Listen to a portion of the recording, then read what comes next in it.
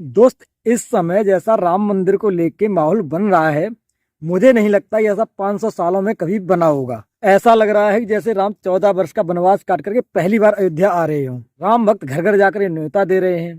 पूरा देश राम में है। लोग बिना मांगे मंदिरों में दान कर रहे हैं। यूपी में 22 जनवरी की छुट्टी घोषित कर दी गई है। प्रभात फेरी से लेकर के प्राण प्रतिष्ठा तक पूरा सब कुछ लाइव दिखाने की तैयारी कर ली गई है। हम अपने आसपास ऐसे किसी व्यक्ति को नहीं जानते जो 22 जनवरी को लेकर उत्सुक ना हो। अब बात ये आती है, जो राम मंदिर को लेकर 100 करोड़ हिंदू उत्साहित है, भाई कुछ लोगों के पेट में बड़ा दर्द है। और भाई सबसे ज्यादा पेट दर्द तो देश की सबसे बड़ी पार्टी कांग्रेस के नेताओं में है। जहां कुछ लोग तो निमंत्रण ना मिलने पे भी खुश हैं, भाई कुछ लोग तो निमंत्रण मिलने के बाद ही मुंह फुलाए बैठे हैं। सोनिया गांधी, खड़गे, इन्होंने निमंत्रण मिलने के बाद भी जाने से मना कर दिया।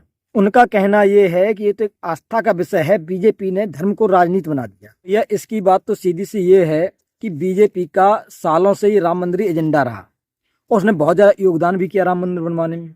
तो क्रेडिट तो बोलेगी, सारे हिंदू वोटर तो बीजेपी के हैं नहीं, आपको भी तो हिंदू वोट देते हैं, तो उनकी खातिरी आप चले जाते वहां पे। और निमंत्रण को ठुकरा देने वाली कांग्रेस पहली सरकार नहीं है।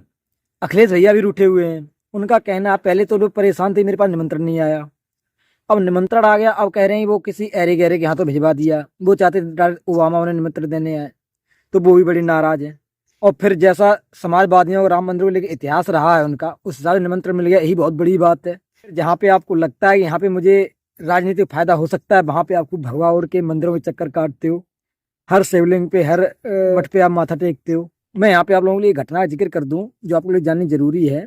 11 मई 1951 को जो समय राष्ट्रपति थे राजेंद्र प्रसाद जी, उनको सोमनाथ मंदिर के उद्घाटन के लिए जाना था। उसमें शिवलिंग की प्रतिष्ठा होनी थी। तो उस समय जब वो तैयारी कर रहे थे वहां जाने की, तो उस समय नेहरू जी ने रोक दिया कि आप वहां नहीं जा सकते, आप यहाँ की राष्ट्रपति है। लेकिन राजेंद्र जी नहीं माने। उस समय नेहरू जी ऐसे अड़ गए, उन्होंने राजेंद्र जी को रोकने के लिए एक कैबिनेट की औपचारिक बैठक तो बुला ली। तो एक सोचने वाली बात है कि एक राष्ट्रपति को मंदिर जाने से रोकने के लिए आप कितनी हद तक गए। और दूसरी, तब मजार पे सिर झुकाने में अपना गौरव समझते हो।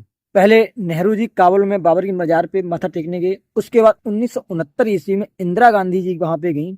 और ये बात मैं नहीं कह रहा हूँ, पूर्व विदेश मंत्री नटवर सिंह थे, उन्होंने अपनी किताब में बाकायदा इस चीज का जिक्र किया है कि इंदिरा गांधी जी वहां पे गई और उनका वहां पे दौरा था। उन्होंने बहुत लोगों ने मना भी किया, या आपको सुरक्षा को लेके यहाँ पे दिक्कत आ सकती है, वो नहीं मानी, फिर भी वो मजार पे गई बाबर की पे।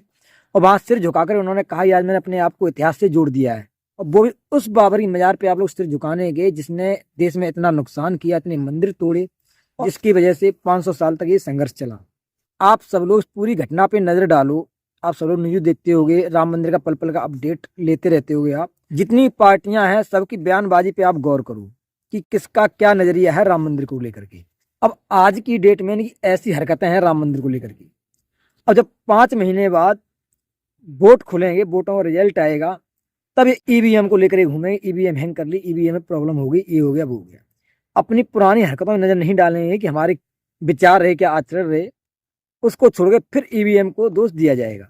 दोस्त, आपकी क्या राय है इस विषय को लेकर के कमेंट बॉक्स में बताइए। चैनल को सब्सक्राइब कर दिए। मिलते हैं अगले वीडियो में। जय श्री राम। आपका दिन शुभ हो।